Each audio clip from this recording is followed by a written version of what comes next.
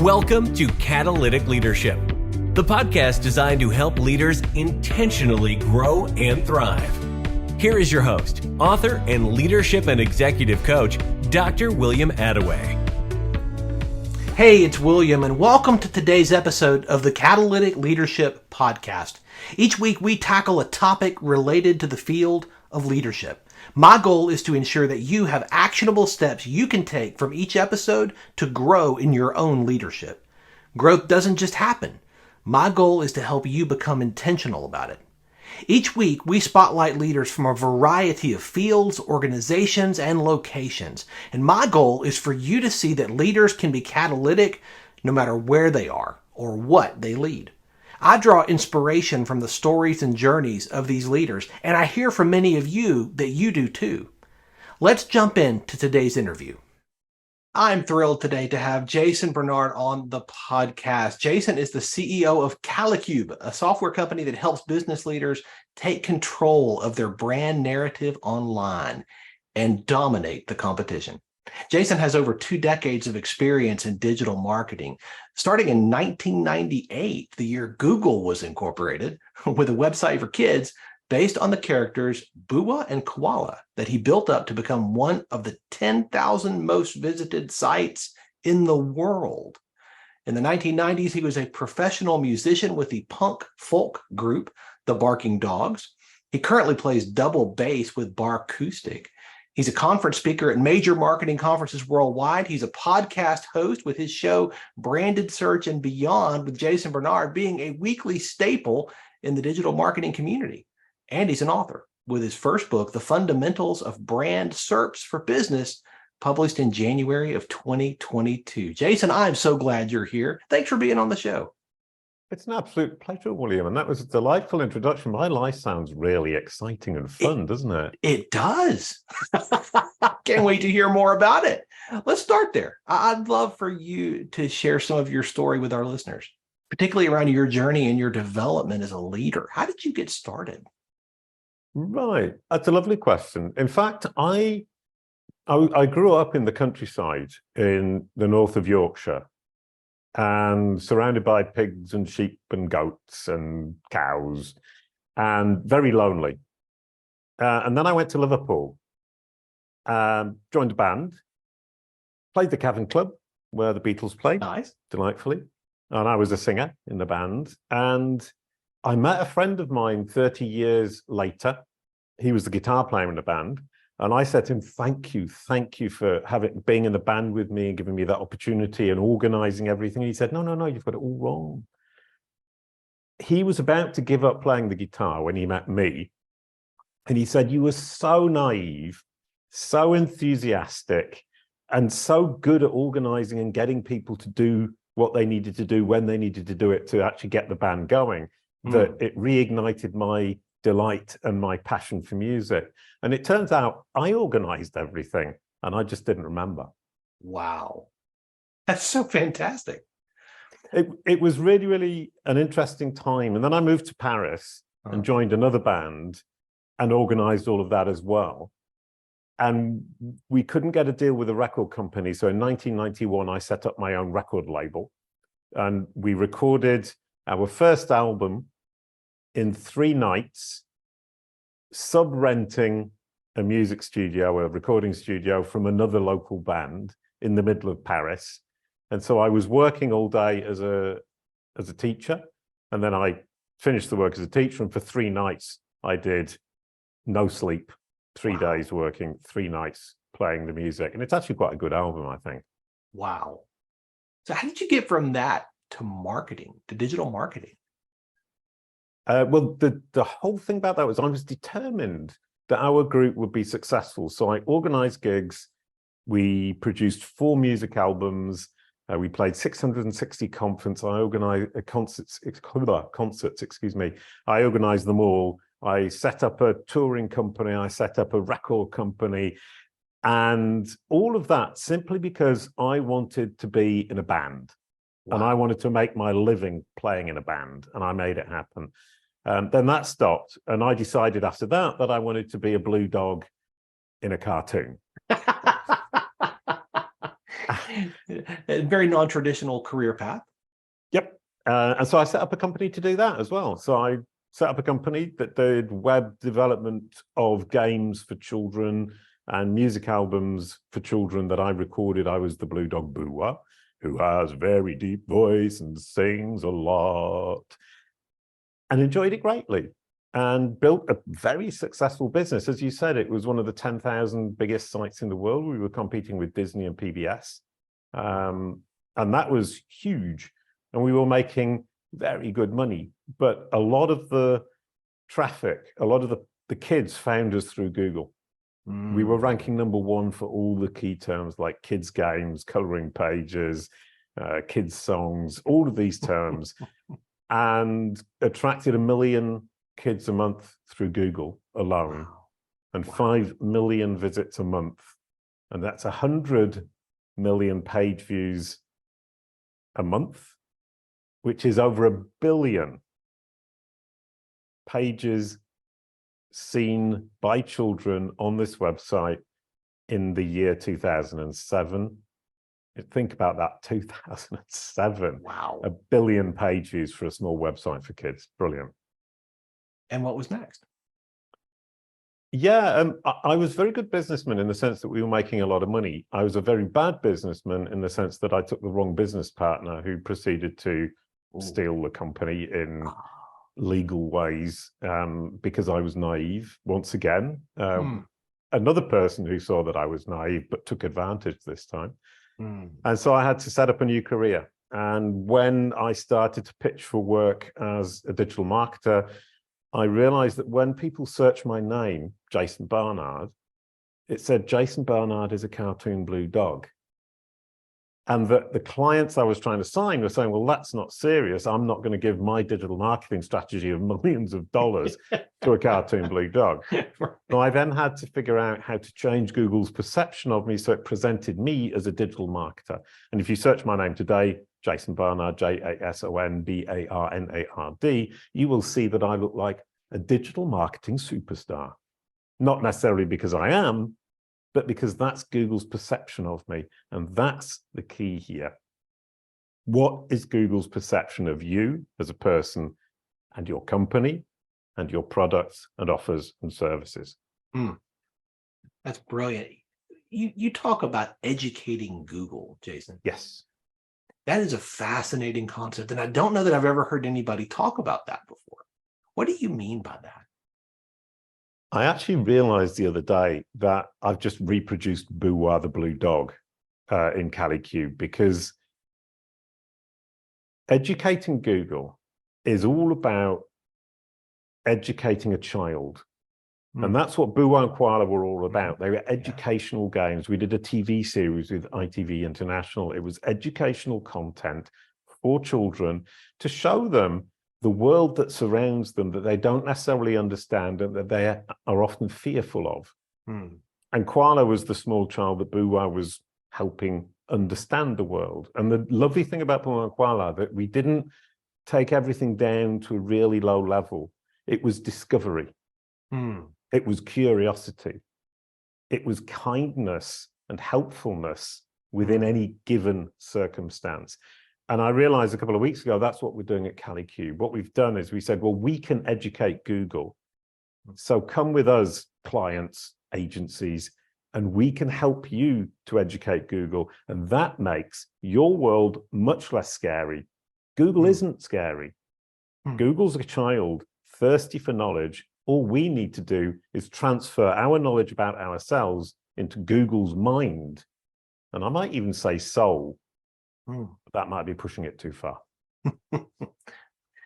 That's fascinating to me. I wonder, I mean, is this something anybody can do? Can anybody teach Google? Yeah, it's a really, really lovely situation in that Google is a massive machine. It's hugely complex. And that makes people think that it's difficult to interact with it. But in fact, everything you post online is interacting with Google directly or indirectly. So it's simply a question of interacting with Google in a consistent manner and giving it clear signals and clear messages about who you are, what you do, and which audience you serve.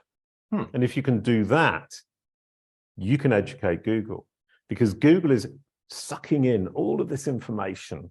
And like a child, if it gets consistent information about specific topics that makes sense and it all fits together, it will understand. And when it understands, then it can start recommending you to the subset of its users who are truly your audience. Because Google, at the end of the day, is a recommendation engine. We go to Google for a recommendation for the solution to our problem or the answer to our question. Google will recommend the source, my company, I would hope, or myself, that it finds to be the most trustworthy, authoritative, credible, expert, experienced. Google calls that EEAT, experience, expertise, authority, trustworthiness. And you can adjust where you fit into that particular equation by what you put out there. Yeah, and it's micromanaging, which some people find very difficult, especially companies. And so that's the huge challenge, is to say, well, if I want to have a consistent message, that's actually the hardest thing for a human being to do. And even more so, a collection of human beings within a company. So one of the keys at Kalicube is weekly meetings with the team. Everybody discusses what they're doing. Everybody understands what everybody else's job is. And everybody's working together with the same ideas, the same approach, the same communication style, the Kalicube voice. And that really helps us to educate Google, because whether it's Joanne in social media, or Katrina on the service pages, or Jean Marie, or Bernadette, or Leanne writing the articles on the website, or indeed the design, which we often overlook, with Veronique and Jean Marie and Marianne, everybody is expressing themselves in a very similar manner, using the same language, the same ideas, the same style. So Kalicube has a voice, and I have a voice. Google is now able to recognize that voice, and it's able to extract, and that's a really important point. It's able to extract information from what we write and what we produce reliably and with confidence that it has fully understood what we're talking about, because we communicate consistently and in a way that we know Google can easily understand. You know, a lot of the people who are listening to this, Jason, are business owners, small business owners, subject matter experts. And this to them feels like something that they should do, but they're not techie. They wouldn't describe themselves as a tech geek. Like, is this feels like it may be beyond them. Is that true? No, I've got great news for them. It's not. It's absolutely within everybody's reach. And I think that's one of the terrible things about SEO, search engine optimization, is that the community has made it seem much more technical than it truly is. It used to be very technical. Yeah. It has got progressively less and less technical. So let's say in 1998, when I started, it was 20% the content you produced, 80% the technical way you put it in your web page. Now it's the other way around. It's 80% the quality of the content you produce for your audience. And remember that, you're producing the content for your audience, and 20% the technical implementation. And from that perspective, it means that the value that you need to push within your team is the quality of the content you produce for your audience, and actually answering their questions, solving their problems, because that's what Google is looking for. That's good. And actually, once the content is on the page, Google's getting smarter and smarter and smarter and smarter. And even if you don't do such a great technical job, and that 20% is only half done, you're fine. If you've done the 80% content. Wow. Your book that you published last year, The Fundamentals of Brand SERPs for Business. Some people listening would probably want to ask you, what exactly is a brand SERP? And should we care about that for us, for our business? And yes, and yes. I can't remember what all the questions were there. Yes, you should read the book. Yes, you should focus on brand SERPs. And yes, a brand SERP, I will explain what it is. A SERP, S-E-R-P, is a search engine results page. So every time you search on Google, it produces that page. It gives you the recommendations we mentioned earlier on. Now, a brand SERP is the search engine results page for a brand, a company, or a person. That page represents Google's understanding of that company or that person, and which content around that company or person their audience is going to be most interested in. What content is going to be most valuable, helpful, and relevant to the audience. And that's the huge insight. This is where we move away from SEO, the geeky Google thing, and towards marketing and branding. Because what you have there when you search your own company name is Google's understanding of your company or your brand and Google's understanding of your marketing. And if it's not what you want, then you've got a problem in one or both. And what I like to say to people is search your name, your brand name, company name, personal name, even your product name. But before you hit return, think, what do I expect to see? Make a little mental note. When the page appears, what do you see? How similar are they? Number 3, what do you want to see? How far away is that from what you expected to see and what you do see? And what you'll find is by correcting that from what you do see to what you want to see, you will naturally build a much better marketing strategy and a much better branding strategy. And that the SEO is actually at the end of this little triplet. Branding, marketing, SEO. If you don't have a brand, you've got nothing to market. If you don't have anything to market, you've got nothing to SEO. So you need to do it in that order. And the Kalicube process in my book talks about that idea, is saying, well, SEO, search engine optimization, is actually just packaging for Google. So it's packaging something you should be creating anyway for your audience for Google. So if I now look at my brand SERP and look at it and think, well, I've put a lot of resources into Facebook, but Facebook isn't on my brand SERP. Google doesn't think it's important. There are 2 possibilities. Number 1 is Facebook simply isn't important within your industry and you're wasting your money. Or number 2, you're not doing a very good job and you're wasting your money. So either way, you can immediately see from Google's perception, its representation of your brand is its perception of how your audience engages with you. And that's both to do with the work that you're doing, i.e. my Facebook work was terrible, therefore it's not ranking, therefore I'm doing a bad job, therefore I need to think about what I'm doing, but also your competitors. Within your market, what works?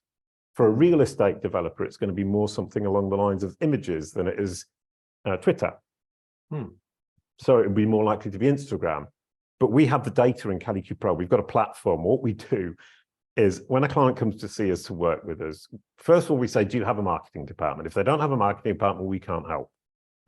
Because what we do is we click a button in Kalicube Pro, which is a SaaS platform I built, and it will pull up the full digital marketing strategy based on your current strategies, their success and failure, your cohort, i.e. your competitors. And then we can talk to you and say, well, this is your ideal strategy based on those 2 things that Google has told us. So it's Google telling us what you should be doing. Then we talk to you, what are resources? What are your priorities? What are your business goals? And we can then adapt that ideal strategy to what you're actually trying to do. And we call that the Kalicube process. And then we implement it with our clients by coaching their team to brand better, to market better, and to ensure that the packaging for Google is wrapped up in their natural standard operating procedures for every aspect of their marketing. It is so intentional and purposeful in how you've built that and how you serve your clients that way. Yeah, I mean, I've been doing it for 12 years and I only really realized quite how intentional it was recently. So it's unintentionally intentional, if that's a thing. Intuitively intentional. Oh, that's much better. Thank you very much. You've just saved the day. Oh, that's great. So the SaaS platform that you created, it sounds fascinating. I mean, this sounds like a tool that that companies can use to really manage what you're talking about and really make some ground as they're trying to move the ball up the field?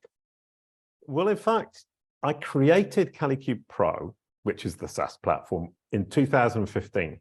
So it's actually 8 years old. And I created it to solve a problem that I had, which was analyzing this stuff manually is very slow, very painful, very boring, and you get it wrong. Whereas what we've done at Kalicube, I've built the algorithms, I built them myself, is to analyze the data that we get back from Google about a brand and its competitive market and prioritize everything based on the data. Which means that when I say focus on Facebook, I'm not saying I think you should focus on Facebook. I'm saying Google's analysis of you and your market tell us that Facebook is the most important. So we need to start there. And when you create that content for Facebook, make sure that you're using it as well on your website. If you're creating a post, think about how you might integrate that into your website, or vice versa, it doesn't matter. But think about why am I, and once again, the idea of being intentional is saying, I shouldn't just be creating a piece of content for Facebook, even if I then say, well, I'm also doing it for Twitter and for LinkedIn. They're three different platforms with three different approaches. It may well not be worth your time even posting on Twitter if it's simply not important in your industry. It would be more worth your time taking that content and creating a page on your website that actually helps your users, solves a problem, or explains to Google a tiny bit more about who you are, what you do, and which audience you serve. Because Google cannot read everything on Facebook. Somebody once told me, and it's probably untrue, but 30%, let's say Google can only get 30% of Facebook. It's just too huge. But it can get 100% of your website. And it also, when it sees it on your website, it knows it's you, it knows it's you saying it. So if you've got somebody on Facebook asking a question, let's say somebody pings you in a post and says, I'm not sure how to download the software for Mac. And you reply on Facebook, job done. Why don't you take that question and put it on your website as an FAQ? And say, where do you download the Kalicube software for Mac? Here is the link. This is where you might want it. And this is why it's a credible solution. Boom. So repurpose it where it's actually going to be useful. And that thing of saying your website is your home. It's something you control. It's something that Google connects directly to you. So it's your best conduit for communicating with Google. And we come back to educating the child. You need to educate this child so it understands who you are, what you do, which audience you serve, because only then can it recommend you to the subset of its users who are your audience. So what you're describing as far as Google's limitations with Facebook, do those apply to LinkedIn as well? A lot of people I know are creating content on LinkedIn now. Do the same limitations apply? Yeah, we don't know quite how much it's able to crawl. We even don't know if it can crawl in certain circumstances because of the fact that LinkedIn often, depending on circumstances, will force you to log in. So you don't know how much information it's getting out of LinkedIn. We don't know how much information it's getting out of Facebook or Instagram or Twitter. It's got a fire hose, so it gets it all. But what does it do with it? And there's so much junk in there. Is it important? Is that stream? Well, sorry, it's the world stream of consciousness. How useful is that in terms of understanding the facts? It's great for sentiment because Google can bring it all together and say, well, all of this talks about Kalicube. The sentiment of that is highly positive. Therefore, we can assume that Kalicube is a good company that serves its clients well. That's great, but it doesn't get the details. But if I post that same content on my website in a more structured manner and structured just in terms of human beings saying, here's the question, here's the answer to that question as concerns my company, I'm educating Google. And educating Google is the single most important thing to do in SEO today, by far and away. And educating it is just answering the right questions and solving the right problems for the right audience and putting it on your web page in a manner that they can understand it and they can use it. And I'm talking about people here. Jason, I'm curious. like you have really elevated your game over time. I mean, there's no such thing as a wasted experience. I tell clients this all the time. There's no such thing as a wasted experience. You're going to carry what you learn forward, and it is going to benefit either you or people around you later in your life. You have continually upped your game. How do you do that? How do you stay on top of your game and level up with the new skills you need to lead your company well?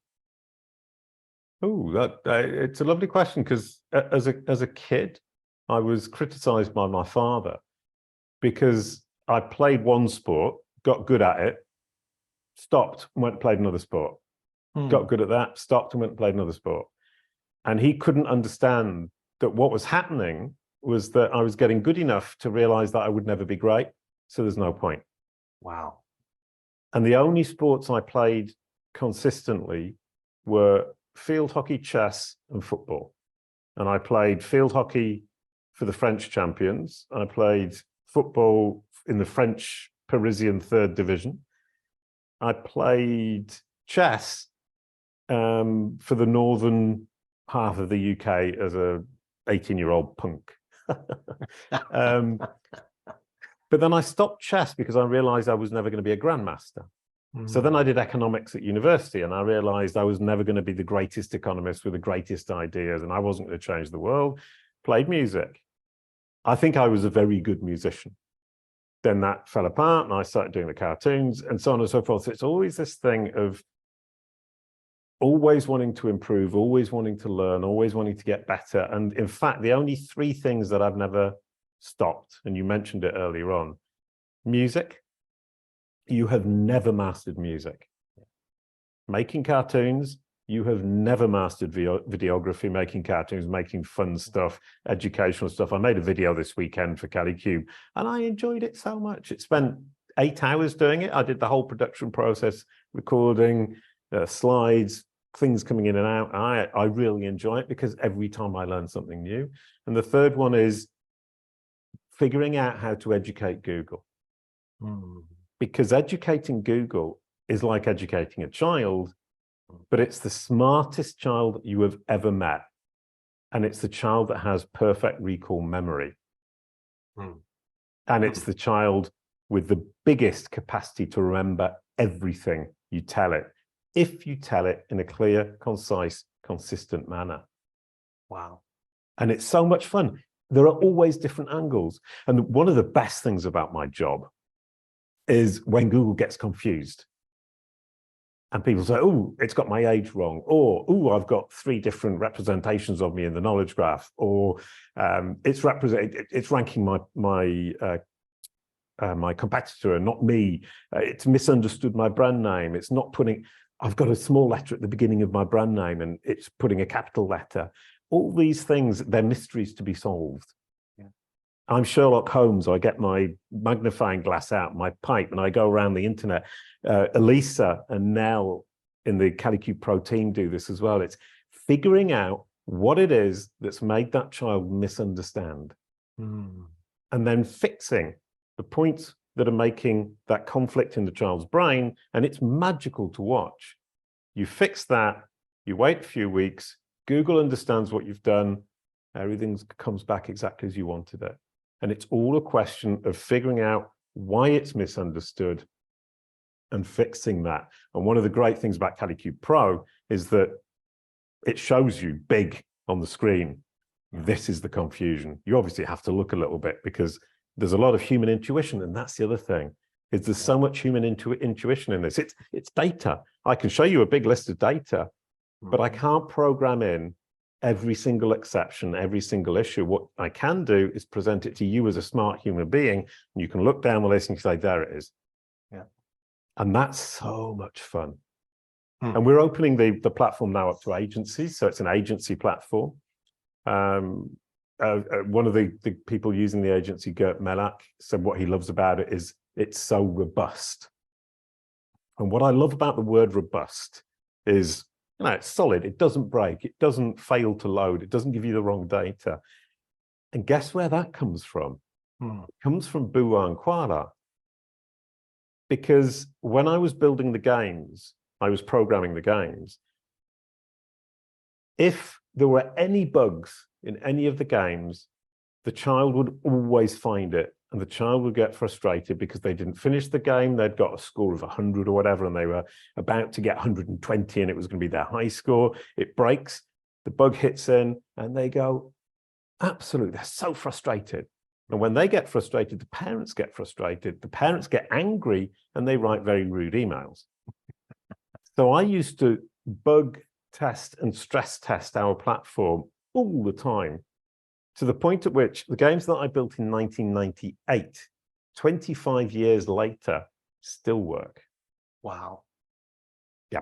And one thing is we had the server, and I used to stress test it and just send lots and lots and lots of queries to the server to see at what point it would break. And every now and then it would break. Obviously, these things are never perfect. Every time it broke, we would get literally 200 emails in the space of a day from very, very frustrated, angry parents. Thanks. So for me, I needed it not to break in order for me not to have to employ people to reply to 200 emails from angry parents. And it was a great lesson in life. And I've built that into Kalicube Pro, and I'm hugely proud of it. That's fantastic. I know there's a lot of agency owners that are listening, and I know this is a tool they're going to be very interested in learning more about. Ooh, and we've just finished a white paper, 6 services you can offer to your clients as an agency with lucrative profit margins that allow you to add services and scale your agency without headaches and without needing to employ vast numbers of new staff. And that was the video I was recording this weekend, because the white paper is 5,600 words, and it explains in detail 6 service offerings with pricings and how to implement them. But we realized that agency owners don't have that time. So I made a 7-minute video that explains it all, so you can immediately see, is this going to be interesting for my agency or not? I love that. I would love to share that when that's ready with our Brilliant. listeners. Oh, yeah, absolutely. It'll be ready in 2 days' time. That's fantastic. Well, send the link over and I'll put that in the show notes for this episode. Oh, brilliant. Thank you very much. I'm really, really pleased, because I built the platform 8 years ago to solve one problem for myself. Yeah. And it's ended up solving 6 different problems, which we sell to our clients as an agency using our own platform. But it also allows us to then help other agencies, especially today. What's happening with generative AI in the digital marketing space is that all of a sudden, you can create lots of great content really quickly.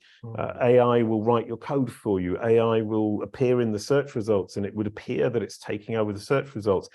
And a lot of agencies are frightened and worried. Do I provide the same number of services but reduce my prices? Do I keep my price, add more services? And if so, how do I do it? And what we're now doing is saying, well, why don't you just offer more services and you can maintain your prices, sometimes even increase them. If you can say to a client, I can extract from Google the exact perfect digital marketing strategy for your company, in your situation, in your market, and then I will coach you through that digital marketing strategy. And in the first year, you will get an increase in visibility, brand awareness across the entire web. We will clarify your message in Google's brain. Google will then rank you higher. And in the second year, you will get an increase in SEO traffic. That is beautiful. Yeah. And the point there is, for Kalicube, we've implemented that ourselves. The first year, we got 25% revenue growth. And that's just from the digital marketing without any SEO at all, from hitting the right spots, standing where your audience are looking, offering them the solution to the problem they have front of mind, and showing them what the next step is, and they walk straight down your funnel. It's beautiful. Wow. And then the second year, of course, Google understands that we're doing this, and it can see that this is what's happening. We've been standing where the audience is looking. We've been showing them that we have the solution to their problem, and we've showed them the next step, and they walk straight in. 300% growth in search traffic the second year, because we had created the content that demonstrated that that's what we were doing. And in 2 years, we've doubled income. And this year, Kalicube has already done as much income in the first 6 months as the entire year last year. It's a veritable hockey stick. I think Sorry, you just caught the it attention. sounds like I'm showing off, but I'm British and it's really difficult. I suddenly feel really guilty. I think you just caught the attention of every business owner and leader and agency owner who's listening. Right, brilliant. Oh, that's great. I would like to thank Leanne, Jean-Marie, Mary-Ann, Katrina, who have helped me to really get that nailed. We managed to create this white paper and this explanation. It's become incredibly clear. I couldn't have been that clear 3 weeks ago. And while I'm here, I'll also thank Elisa for the Kalicube Pro team, who is the best in the world. And she's the person who serves the agencies. And the other great thing is, as we're building our own Kalicube process, i.e. we're implementing our own digital marketing strategy, we're developing the skill sets in-house.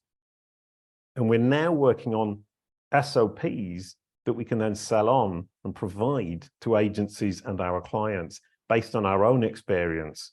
What went right? What went wrong? Where did we get it wrong? And one of the vastly underrated aspects is getting that process, getting the right software tools, not wasting time, not having many backwards and forwards, and making sure you're really hitting the spot with as much efficiency and efficacy as possible. You know, Jason, one of the things that has stood out to me in this interview is you illustrate a principle that I teach a lot, and you're living it out, and you're not even aware of it, I don't think. And the principle is that nobody ascends to greatness alone. No company ascends to greatness because of one person. What you have done is you have said, hey, and I want to talk, and so and every one of your team members that you've named, you know, you've called out by name, because you realize that every one of them makes a difference. They make an impact. And Kalicube could not be what it is without every one of them. It's not just about you. It's about the team that is accomplishing what you're doing. No, 100%. And 2.5 years ago, I was completely on my own. Wow. It was just Jason. And now we have a catchphrase in Kalicube. If you go and see our team page, search for Kalicube team. It's a great page that I didn't build, of course. But at the top, it says Kalicube, it's not just Jason. And that's one of the things we've really had to communicate. Yeah. It's Maria organizing our podcast. We've invited you on the podcast. But I've said to her, but she has to say yes. It's not my choice. Yeah. And that's another point is we have what we call Kalicube Babies, which is a project that is 100% in the hands of one person. And that one person is there to nurture the baby and help it to grow. And Maria's Kalicube Baby is the podcast. Wow. And the podcast is absolutely rocking it because I don't get involved. I just turn up and interview people, which is lovely. But up until the point I'm actually interviewing them, I've got no idea who they are or what we're talking about because Maria literally does everything. Wow. That is phenomenal. What a team. It is. And I think that's it's Mad Singers who taught me this. I mean, I'd love to say it was all my invention, but it isn't. And he said, first thing, after 6 months, my team was falling apart. And I had him on my podcast and he explained to me, he said, you're giving them tasks. That's never going to work. You're looking for people to do what you were doing and just repeat your process. That's not going to work. You need to give them roles, responsibilities, which is where Kalicube Babies came from. And you need to delegate to them. And you need to understand that they will find a better process than you because they're going to do more of it. It's going to be their specialization. And you have to trust them to do that. And if you can't trust them to do that, don't work with them. And he's right. And another interesting aspect that we're really starting to get right in the team is an atmosphere of friendliness and happiness and mutual support. And I'm hugely happy with that. Anne, who joined the team a month ago, we have weekly team meetings. Everyone explains what they've been doing in the week so that everybody knows what everybody else is doing, which really helps the Kalicube Pro team help our clients because they understand the problems of the different members of the marketing team. And during the meetings, after a month, I say to the person who's been there a month, I would like you to stay. You've done a great job. This has been a really good month. It's been a great kickoff. do you want to stay? Mm. And I mean, they can say no, or they can say yes. Yeah. And she actually said, yes, I would love to stay. I haven't had meetings where I've laughed so much ever. There is usually a lot of pressure and no laughter. And for me, meetings are about sharing success, sharing how we're all working together, what each of us is doing. It's not about proving how valuable you are. If you have to prove how valuable you are and you've got 5 minutes to do it in front of a boss in a public meeting, that's a terrible, terrible situation to be in. I agree with Anne. So good. So good. I love that. I hope every leader who's listening, who leads a meeting, listens to what you just said, backs it up, listens to it again, backs it up, listens to it again, and then writes it down and puts it on their wall. Another thing is also, it sounds very trite, but leading by example. Yes. I make mistakes. I moved all our WordPress sites to a new server, and then the whole thing just collapsed. Oh, no. And so I had to come back and then move it to Kinster, who are a great host who I've got no deal with. So, you know, I'm not getting anything from them for saying it. And I moved it there. So at the team meeting, I had to say, well, I moved to the new server. It all collapsed in a heap because I got it all wrong. And we've now moved to Kinster. Taida helped me with that. It's been absolutely wonderful. And I'm really happy because now I can hand off the whole thing to Taida, and it's now her Kalicube baby. But I think it's important that I said I actually messed up the first time and I got it wrong. It was a misjudgment on my part. Yes, absolutely. Because when you go first in that, Jason, when you go first and say, hey, I messed up, you give other people in the room permission to also mess up, to know that it's okay, not just to mess up, but to admit it publicly and say, hey, I own this. I did it. I screwed it up. This is how I'm fixing it. When you give that kind of permission to your team, that creates a dynamic of health that is really astoundingly effective in creating momentum. Yeah, I mean, I found that, I mean, I've always been quite honest. I've got nothing to hide. I don't mind being wrong. I don't mind showing that I've been wrong, and I do love people teaching me things. And I think you'll agree with a podcast. One of the best things about having a podcast is people coming on and teaching you things and explaining things. You're just going, wow. And I've got a tick that I often go, ooh, when somebody says something that I found really, really interesting and surprising. And it's really just the enthusiasm of saying, oh, I didn't know that. Yes. Yes. It's so lovely. Now that's, I think we call it wearing your heart on your sleeve. Yeah, absolutely. There's nothing wrong with that. I think that's a wonderful trait, man. And if we come back to the growth of Kalicube and the team, I've had this platform since 2015. For 6 years, I was just running it on my own. And it was basically just my platform for working on my 5 or 6 clients as an independent contractor. But I built an entire platform, cloud-based SaaS platform, and I just didn't let anyone else use it. Wow. And then started building a team. Katrina was the person who got on board first and who's still here. She started the team. She managed to keep it together. She managed to motivate everybody to keep moving forwards. And now all of a sudden, I can feel that flywheel going. Exactly. And all I have to do is what I always wanted to do is build my mad machine, look into the data, Sherlock Holmes on Google to figure out the why it hasn't understood, why it's misrepresenting, what information it can provide me that allows me to help our clients and the agencies so that they can serve their clients. That's all I want to do in life. Because it's the most interesting job of all. Yeah. Well, it's the best use of your time because of your gifts, your passions, your abilities, the things you've learned, and you're able to leverage that for the benefit of so many more people when you can focus on that. Yeah, I'm going to name check a few more people as well. We've got Christina and Leanne, who have been pushing and pushing and pushing, along with Katrina, in fact, now I think about it, pushing me to stop doing the things that aren't a good use of my time and focus on the things that are a good use of my time. Yes. And I find that difficult.